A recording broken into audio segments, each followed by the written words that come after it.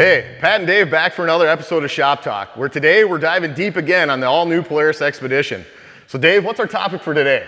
Well, we talked about Polaris Expedition is all built for adventure, right? Today we're talking about capability. Capability. So when I think about that, 72-hour weekend adventure where I'm going out camping with my family, like one of the things I think about is gas, right? Like how much fits and how far can I go? That's right. Well, that's normally what riders are thinking about when they think about how far can they go on a fuel tank of gas. So we put a larger fuel tank on here, 12.5 gallons. Depending on driving conditions, you can get up to 200 miles. 200 miles. All right, let's wander back to the back of this thing a bit. Just from where are things located, right?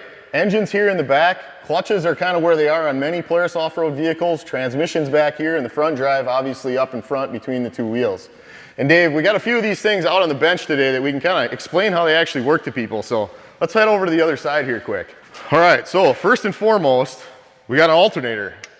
What is this? Right. Which vehicles get this alternator? Because not all Polaris Expeditions get this, right? No, so this comes on all North Stars, and this gives you the extra electrical capacity that you need for your light bars, all the accessories you're going to take with you. 140 amps cranked out of that 140 amps, yeah. That's awesome. All right, let's set that off on the other side. So the next thing we got is here a rear transmission that we actually took the rear differential out of. And one of the things you may have heard us talk about in previous episodes was an upgrade to the 4 spider design on this rear end. So I don't know if you can see it on the camera, but if you look down, you'll see there's gear sets every 90 degrees through these windows, and you can kind of see the pin maybe on the outside here that indicates you've got separate gear sets. So in the natural state, when this thing's in 2-wheel drive or all-wheel drive, this collar is going to be shoved in, and both of these hubs are going to be locked together, so both wheels are spinning at the same speed. When you want to unlock it, when you flip that button down for turf mode, this solenoid that's mounted normally here on the side of the transmission is actually going to push this little plunger out. And if you look down with the camera over here, I'm going to fake it out with a screwdriver, but this little area is going to pivot. And what that's going to do is actually take this collar and it's going to slide it back about that far. Now, just for demonstration purposes, I'm going to pull it right out just so you guys can see. But when I do that, now I can independently operate both outputs in opposite directions or the same way. So when you think about what is turf, how does it work? Like, it's that simple. It's really not super complex, but kind of a cool looking part that people ask us, how the heck does this work a lot? So that's the back end of the vehicle. Again, when you're in 2-wheel drive or all-wheel drive, this collar is going to lock back into place, and that's going to get both wheels moving. So Dave, as we move up to the front, what other upgrade do we have on this front drive? Yeah, so this front drive is isolated. You can see here the rubber isolators, how it mounts to the chassis, gives it a really strong mounting orientation in the vehicle, but it also isolates any noise vibration you might get through the front drive. And of course, this is built off of the VersaTrack all-wheel drive that we've had with Polaris for about 15 plus years, been very proven. You get the benefit of open diff, rear locker, or all-wheel drive with a click of a switch. Fantastic system. Now just upgraded for more capability. Yeah, that's right. So maybe we'll zoom back in. We've got an older front drive here, but the basics are kind of the same on how these things work. So we've got 2 wires coming in for an electromagnet buried down in here. This is actually an output hub on one side. You see it rides on a bearing here. There's the seal. But this normally would fit right down in here inside this roller cage. And the way this works is that when the output shaft is spinning, you see that the other hub here isn't moving at all. So this one's stationary. But when you put that drag, this plate actually indexes in, and then it allows the whole thing to spin. And you should see that that output hub now is spinning along with that. So the beauty of this all-wheel drive system is that it makes it really easy. Like the steering effort's very low. And maybe I'll pull this ring gear out so you guys can kind of see how this works. So this is the other output hub. So you got one here, and you'll see that there's actually 2 sets of rollers inside this cage. And if I slide them out a little so I don't lose them out the other side, you should be able to see that there's all these machined areas in here. And this basically clocks in one way for forward and the other way for reverse. So it's a really mechanically simple setup. But it's pretty ingenious how it works, because you get nice, easy 2-wheel drive steering effort until the rear wheels start to slip, and then those front tires engage and makes it easy. You don't even have to think about it. Flip the button and away you go. All right, so Dave, we got sitting in front of the bench here, we got a tire too. And I think it's because we don't have stock tires on this vehicle, right? That's right. Well, you got to dress it up, right? So yeah, every Polaris Expedition is coming with a new 5-lug pattern.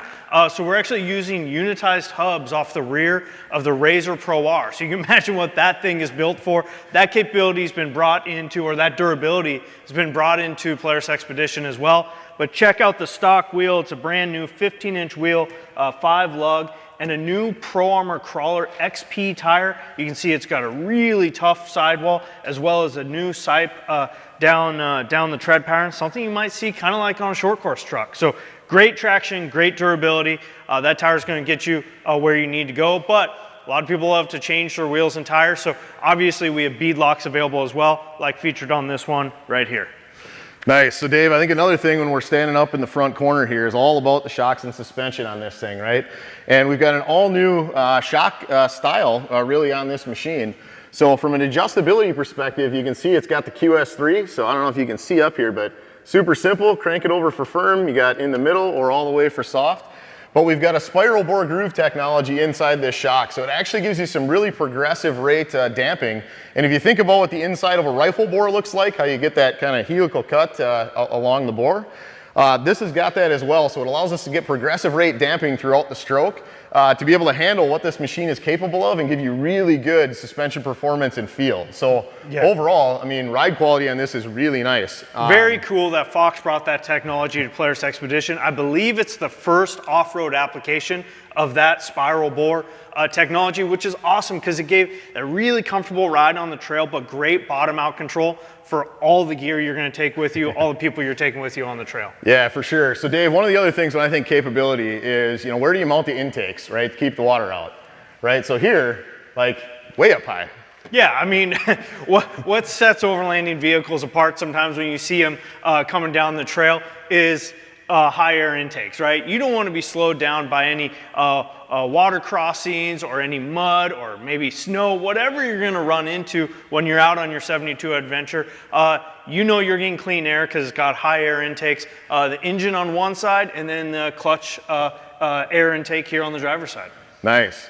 So as we go back up to the front of the vehicle here, when we think about, ground clearance and suspension travel, like if you look down, this thing's got huge high clearance arms on it, right? So massive amount of space to clear obstacles on the trail. Yeah, really beefy A-arms, check that out. And as expected from a Polaris off-road vehicle, you got high clearance arms, you got 14 inches of ground clearance, up to 15 inches of travel, 30-inch tires, so you're going to get over any terrain that you come across. Yeah, I think the other thing that's really nice that you guys might be able to see on the camera here is you look at the plane of the front wheels. There's hardly anything on this bumper and winch that really sticks out.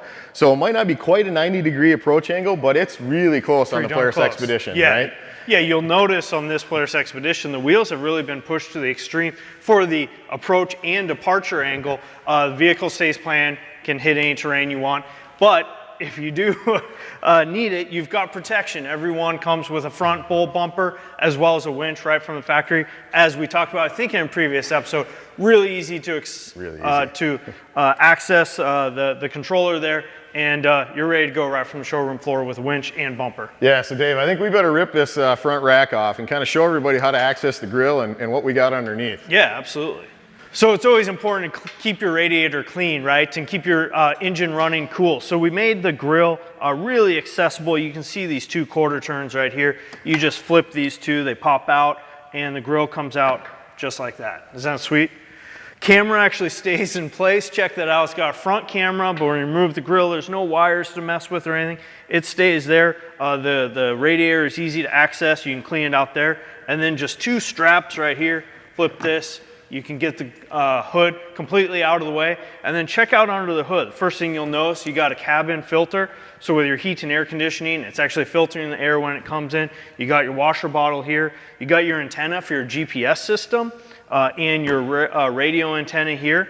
But maybe the coolest thing under the hood here is the Polaris Pulse system. So we know you love to add your accessories, right? With the Polaris Pulse system, it's pre-wired up to here, and each one of these connectors, there's 6 of them here, are pre-powered, so when you buy a Polaris accessory, it comes with a wire harness. You can plug it into Pulse. We already have routing to the dash for your switch. We also have holes even in the roll cage to run up to your light bar. so no drilling required. You don't have to make your own harnesses. We took care of that for you. It's ready to accessorize. Yeah, so overall, guys, I think what you heard here, super capable vehicle, right? Starting off, we got a one-piece chassis that we maybe forgot to mention, gives really good performance on the handling side. We got that powerful 114 horse engine. We got new clutches, we got a new belt, we got new transmission, you know, front drive, you know, shocks, you know, all the, you know, everything we talked about up front. I guess, Dave, what else do we need to recap here? And the fuel range to go on your 72-hour adventure. So the vehicle is set, it's ready, it's capable. We talked about how adaptable it is, but we wanted to show you the gears and all the details of it today. Pat, I think you did a great job. Thanks for walking us through it. Absolutely. So guys, I think make sure you like, comment, and subscribe. Let us know what else you want to see, but I think that's a wrap for this episode of Shop Talk.